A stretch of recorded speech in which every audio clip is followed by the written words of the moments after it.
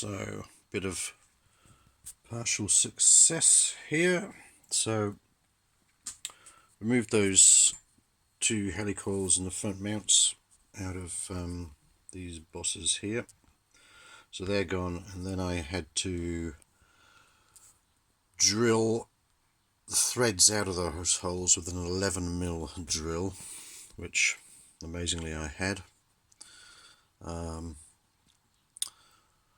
And then basically worked out what the spacing was. So I've got a small washer in there and then two washers on that side in there. So just the way it works out. This frame isn't fantastic in my opinion, because the width between the rear engine mounts is 1mm different. It's 204mm, and on the front it's 205mm, so the frame, even though made in a jig, isn't that good, and it's MIG welded. High tensile steel this, it's not TIG welded, so there's been a lot of heat gone in there, and yeah, so in my opinion not the best frame in the world, because it's not exactly straight, but it's close enough. And then in the rear I got just a washer on each side, so that tells the story. 3 washers in the front, 2 washers in the back, that's your millimeter difference. So then I've actually had a bit of success here. I was going to design and make some special nuts to fit inside these tubes, but I thought before I do that I'll have another look through some of these special fasteners that my dad bought.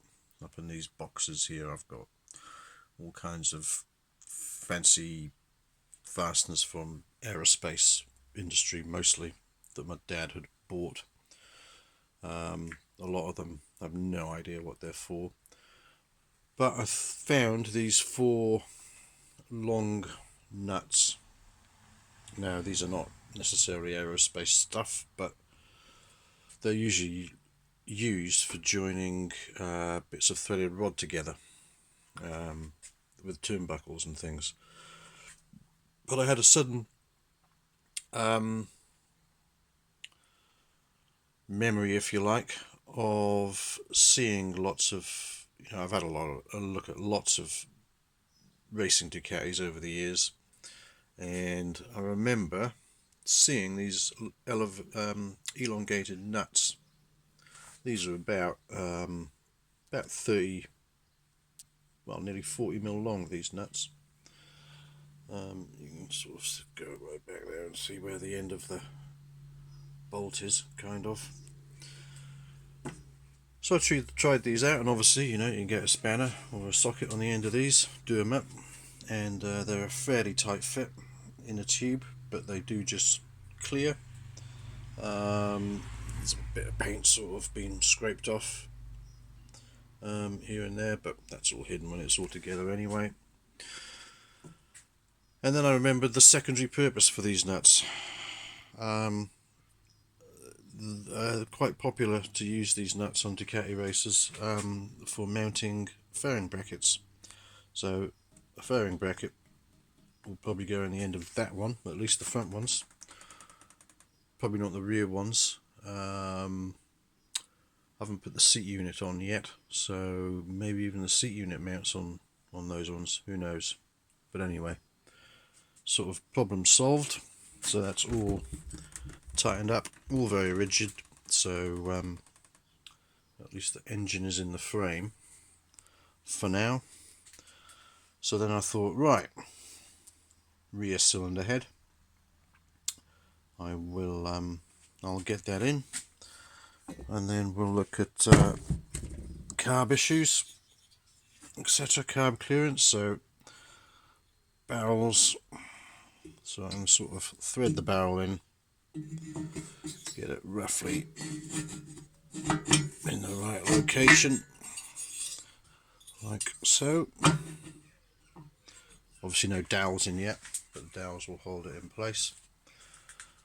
But then of course there ain't no way you're getting the cylinder head in that gap, so frame has to come off.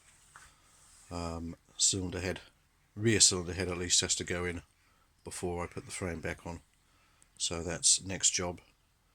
But